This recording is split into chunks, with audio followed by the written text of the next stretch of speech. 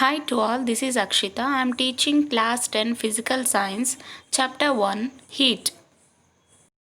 Recall the experiments you did in class 7 with the glass tumblers containing of cold water, lukewarm water and hot water.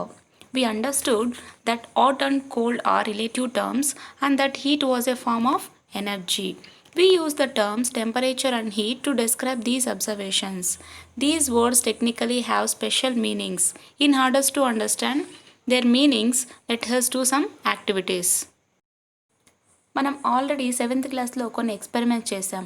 ఒక glass టంబ్లర్లో cold water ఒక side and next ఇంకొక glass టంబ్లర్లో లుక్వామ్ water అంటే గోరువెచ్చటి నీళ్ళు, ఇంకొక glass టంబ్లర్లో hot water. దీన్ని మనం మన ఫింగర్స్ని డిప్ చేస్తూ ఎక్స్పెరిమెంట్ని కంప్లీట్ చేసాం. ఈ ఎక్స్పెరిమెంట్ ద్వారా మనం ఏం తెలుసుకున్నాం? హాట్, కోల్డ్ ఈ రెండు టర్మ్స్ కూడా రిలేటివ్గా ఉంటాయి. దీన్నే మనం హీట్ అనేది ఫార్మ్ ఆఫ్ ఎనర్జీ అని కూడా తెలుసుకున్నాం. సరే, ఈ రెండు వర్డ్స్ మనకు ఎలాంటి మీనింగ్స్ ఇస్తాయి? ఈ లెసన్లో మనం యాక్టివిటీస్ చేయడం ద్వారా ఇంకా ఎక్కువగా అర్థం చేసుకుందాం. Activity 1. Take a piece of wood and piece of metal and keep them in a fridge or ice box. సరే, ఇప్పుడు ఒక చెక్క ముక్కని కానీ అలాగే మెటల్ ఏదైనా కానీ మెటల్ పీస్ని తీసుకొని వాటిని ఫ్రిడ్జ్లో కానీ లేదా ఐస్ బాక్స్లో పెట్టాలి. After 15 minutes, take them out and ask your friend to touch them. సరే, 15 minutes తర్వాత ఫ్రిడ్జ్లో నుంచి కానీ లేదా ఐస్ బాక్స్లో పెట్టినటువంటి వుడ్ పీస్ని మెటల్ పీస్ని తీసి మీ ఫ్రెండ్కు టచ్ చేయమని అడగాలి. Which is colder, why? అప్పుడు ఏది కోల్డ్గా ఉంటుందంటే ఐరన్ కోల్డ్గా ఉంటుంది. ఎందుకంటే మెటల్ ఏం చేస్తుంది, అక్కడ ఫ్రిడ్జ్లో ఉన్నటువంటి కూల్నెస్ని అబ్జర్వ్ చేసుకుంటుంది, కానీ వుడెన్ అంత చల్లగా ఉండదు. When we keep materials in a fridge they become cold, that is they lose heat energy. The iron and wooden pieces were kept in the fridge for the same period of time, but we feel that the metal piece is colder than the wooden piece. Yes, ఎప్పుడైతే మనం మెటీరియల్స్ని ఫ్రిడ్జ్లో పెడతామో అవి చాలా చల్లగా అయిపోతాయి అన్నమాట. ఎందుకంటే వాటిలో ఉన్నటువంటి హీట్ ఎనర్జీని లాస్ చేసుకుంటున్నాయి కాబట్టి, కోల్డ్ని గెయిన్ చేసుకుంటున్నాయి కాబట్టి అవి కోల్డ్గా ఉంటాయి. ఇక్కడ మనం ఐరన్ని వుడెన్ పీస్ని ఫ్రిడ్జ్లో పెట్టాం. ఎంతసేపు? సేమ్ టైంలోనే పెట్టాం రెండింటిని. కానీ మెటల్ పీస్ మాత్రం వుడెన్ పీస్ కన్నా ఎక్కువగా చల్లగా ఉంటుంది. What could be the reason for this difference in coldness? ఇప్పుడు మెటల్లో మాత్రమే ఎందుకు కోల్డ్గా ఎక్కువ తెలుస్తోంది, వుడెన్లో ఎందుకు జరగడం లేదు? దీనికి రీజన్ ఏమై ఉంటుంది? Does it have any relation to the transfer of heat energy from our body to the object? ఇక్కడ మన బాడీ నుంచి హీట్ ఎనర్జీ ఏమైనా ట్రాన్స్ఫర్ జరుగుతుందా ఆబ్జెక్ట్కు? ఎస్, ఎప్పుడైతే మనం టచ్ చేస్తామో మన బాడీలో ఉన్నటువంటి హీట్ ఏమవుతుంది, దానికి టచ్ అవుతుంది. అప్పుడు దాంట్లో ఉన్నటువంటి కోల్డ్ ఏం జరుగుతుంది, మనకు తెలుస్తుంది అన్నమాట. So that's why we feel cold. When you touch the metal or wooden piece you feel that they are cold. This means that heat energy is being transferred from your finger to pieces. Yes, ఇందాక చెప్పుకున్నాం కదా, మనం మెటల్ని కానీ wooden పీసెస్ని కానీ touch చేసినప్పుడు అవి చల్లగా ఉన్నట్టుగా తెలుస్తాయి. అంటే మన బాడీలో నుంచి మన ఫింగర్లో నుంచి హీట్ ఎనర్జీ వేటికి ట్రాన్స్ఫర్ అవుతుంది, మెటల్ పీస్కి కానీ వుడెన్ పీసెస్కు కానీ ట్రాన్స్ఫర్ జరుగుతుంది. When you remove your finger you don't get a feeling of coldness. ఎప్పుడైతే మీరు ఆ పీసెస్ని టచ్ చేసినటువంటి ఫింగర్ తీసేస్తారో, రిమూవ్ చేస్తారో, మీకు ఎటువంటి కోల్డ్ ఫీలింగ్ అనేది కనిపించదు. This means that when heat energy flows out of your body, you get the feeling of coldness. And when heat energy enters your body, you get a feeling of hotness.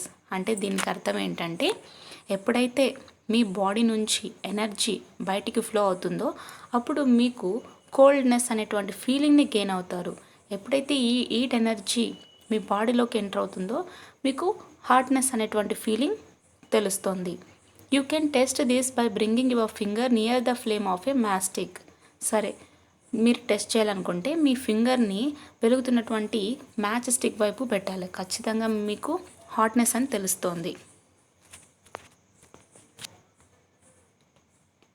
So if you feel that the metal piece is colder than the wooden piece, it must mean that more heat energy flows out of your body when you touch the metal piece as compared to the wooden piece. అంటే ఇప్పుడు మీరు metal పీస్నే ఎక్కువగా కోల్డ్గా ఉందని చెప్తున్నారు wooden piece కంటే. దీని అర్థం ఏంటి? మీ బాడీలో నుంచి ఎక్కువ హీట్ ఎనర్జీ బయటికి వెళ్ళిపోయింటుంది ఎప్పుడైతే మీరు ఆ మెటల్ పీస్ని ముట్టుకోగానే. కానీ వుడెన్ పీస్ని ముట్టుకుంటే మీకు అలాంటి అంతటి కోల్డ్నెస్ కనిపించదు. In other words, the degree of coldness of the metal piece is greater than that of the wooden piece. దీన్నే ఇంకొక రకంగా ఏం చెప్పుకోవచ్చు? కోల్డ్నెస్ యొక్క డిగ్రీ మెటల్ పీస్కే ఎక్కువగా ఉంది దేంతో పోల్చుకుంటే, వుడెన్ పీస్తో పోల్చుకున్నట్టయితే. The conventional definition of temperature is the degree of hotness or coldness. అసలు ముందుగా మనకు తెలుసు, ఆల్రెడీ మనం ప్రీవియస్ క్లాస్లో చదువుకున్నాం.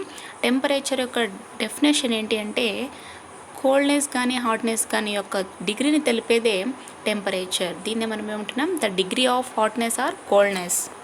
We say that the metal piece is at a lower temperature as compared to the wooden piece when they are taken out of the fridge. అంటే దీన్ని బట్టి మనం ఏం చెప్తున్నాం? మెటల్ పీస్ ఏమో లోవర్ టెంపరేచర్ ఉంది. దేంతో కంపేర్ చేసుకున్నట్టయితే, వుడెన్ పీస్తో కంపేర్ చేసుకున్నట్టయితే. వాటిని ఎక్కడి నుంచి బయటికి తీసాం? ఫ్రిడ్జ్లో నుంచి బయటికి తీసాం కాబట్టి వాటి యొక్క టెంపరేచర్ ఎలా ఉంది? లోగా ఉంది.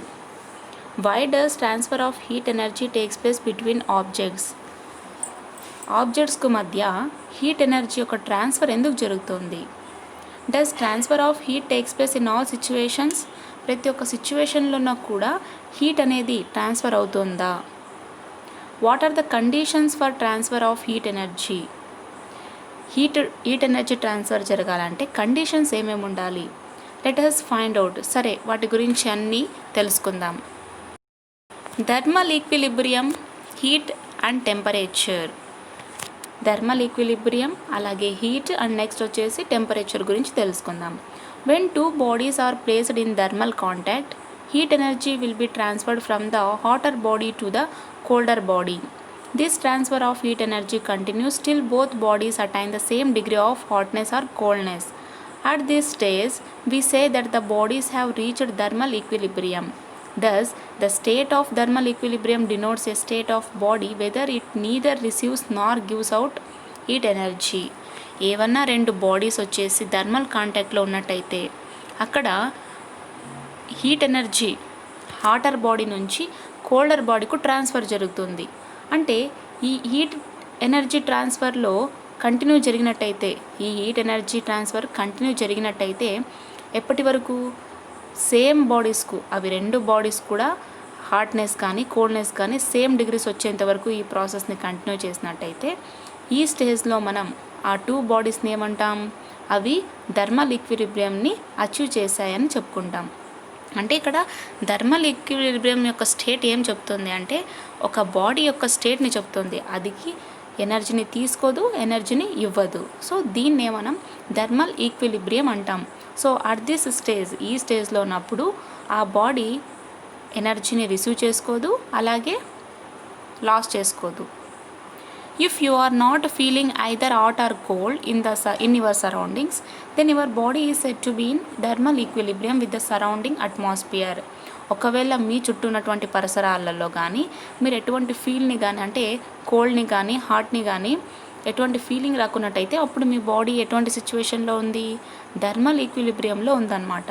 Similarly, the furniture in the room is in thermal equilibrium with air in the room. అలాగే మన రూమ్లో ఉన్నటువంటి ఫర్నిచర్ కూడా ఎలా ఉంటాయి? థర్మల్ ఈక్విలిబ్రియంలో ఉంటాయి. So we can say that the furniture and the air in the room are at the same temperature. దీన్ని బట్టి మనం ఏం చెప్పుకోవచ్చు? ఫర్నిచర్ కానీ ఎయిర్ కానీ, రూమ్లో ఉన్నటువంటి ఫర్నిచర్ ఎయిర్ సేమ్ టెంపరేచర్లో ఉంటాయి. అండ్ నెక్స్ట్ టాపిక్ ఏంటి? Heat. What is temperature? Temperature అంటే ఇందాకే మనం చెప్పుకున్నాం, కన్వెన్షనల్ డెఫినేషన్ ఏం చెప్పుకున్నాం? The degree of hotness or coldness. How can you differentiate it from heat? టెంపరేచర్ని హీట్తో ఎలా డిఫరెంట్ చేస్తావు?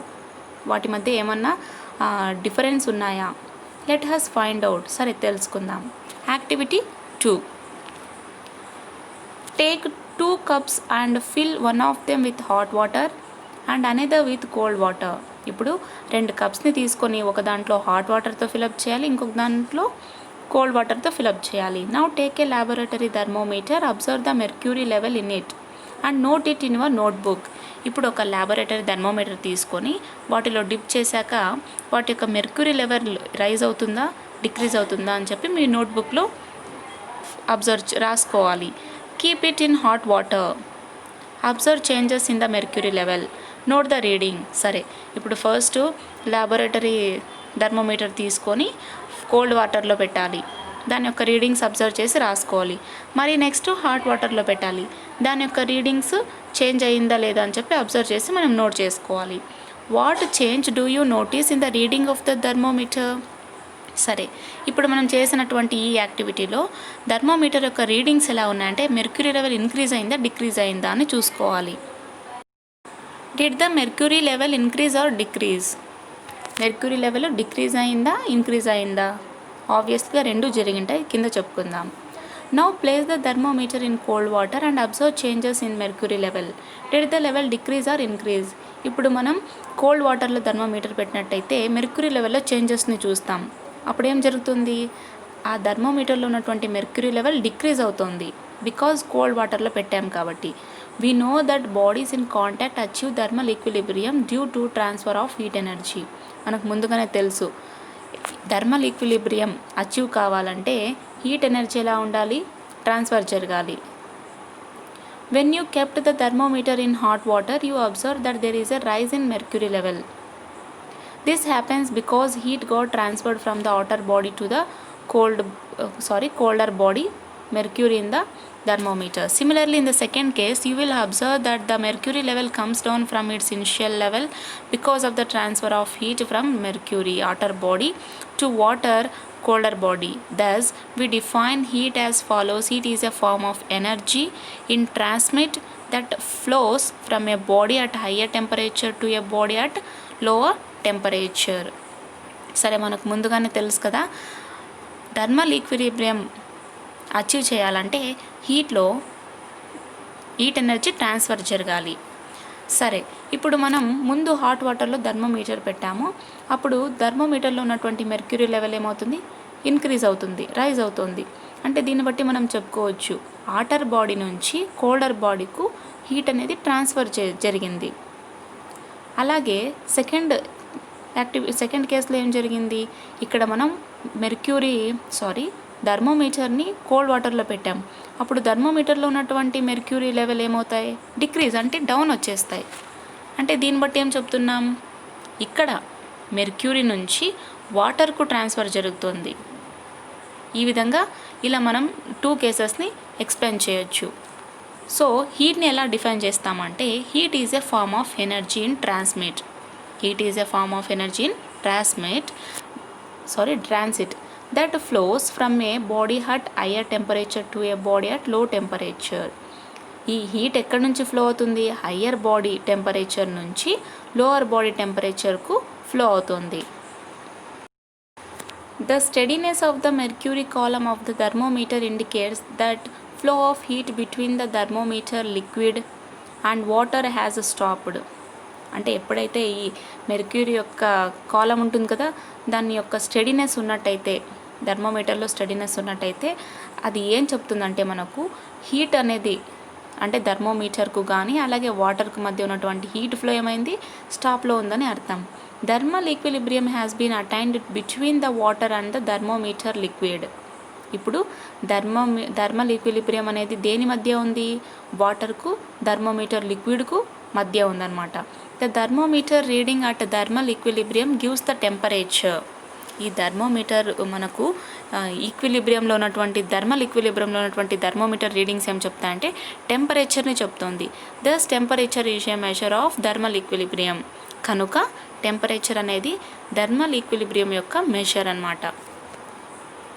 If 2 different systems A and B in thermal contact or in thermal equilibrium individually with another system. C. Thermal contact with A and B. With the systems A and B in thermal equilibrium with each other. ఇప్పుడు 2 different systems ఉన్నాయి, ఏ and B. అవి thermal కాంటాక్ట్లో ఉన్నాయి.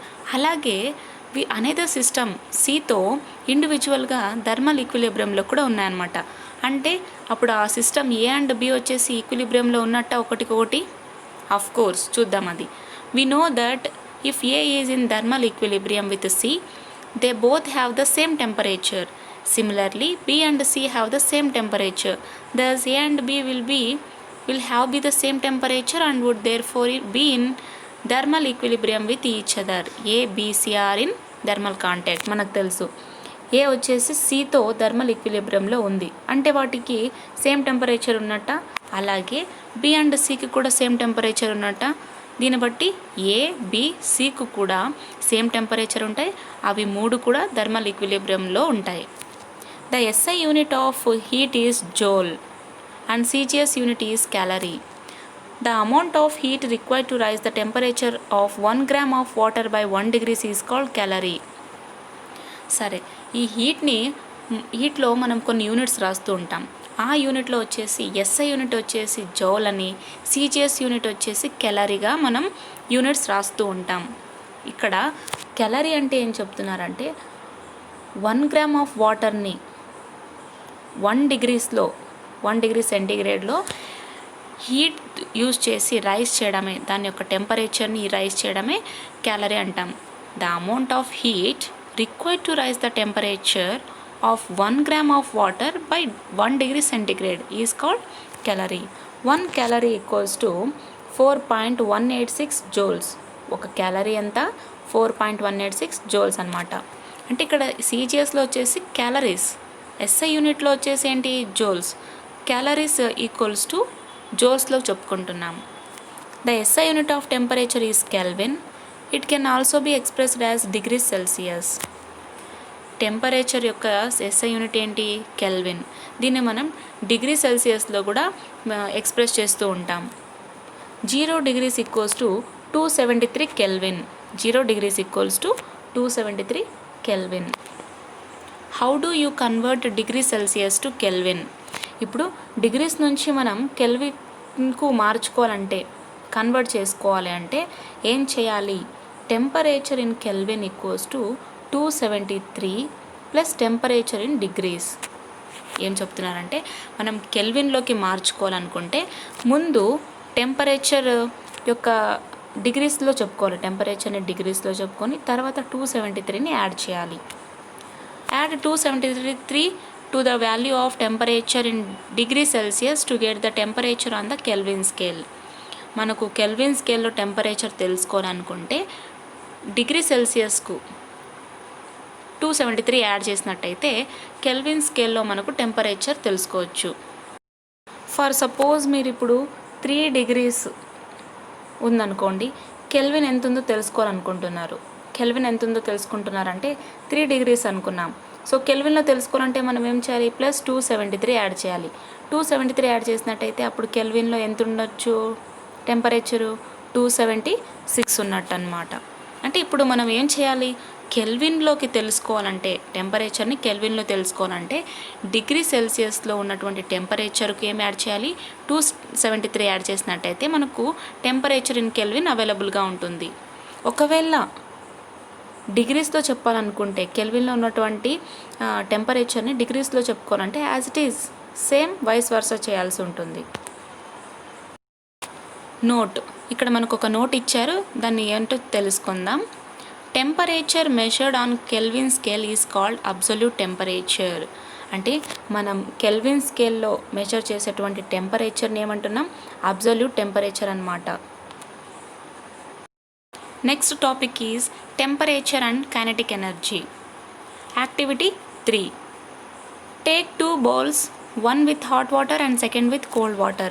Gently sprinkle food color on the surface of water in both bowls.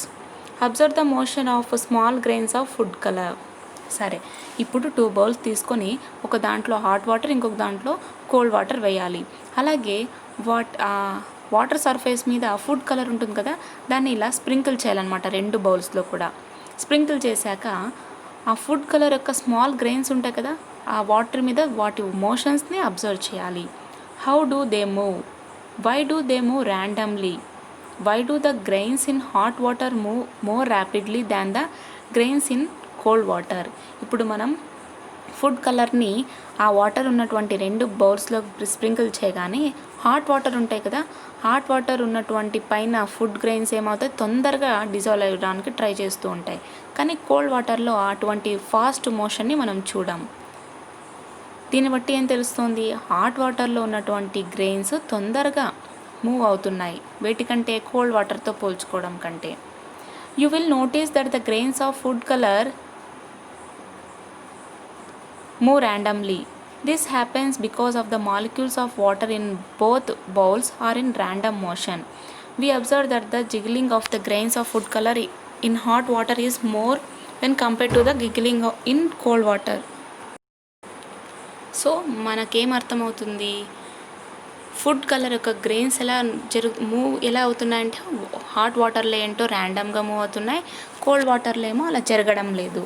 అంటే both వాటర్లో కూడా మనం molecules moment చూస్తున్నాం, కానీ ఎక్కువగా దేంట్లో చూస్తున్నాం, హాట్ వాటర్లో ఈ గిగ్లింగ్ మూమెంట్ మాత్రం ఎక్కువగా ఉంది. దేంతో కంపేర్ చేసుకున్నట్టయితే, కోల్డ్ వాటర్తో కంపేర్ చేసుకున్నట్టయితే.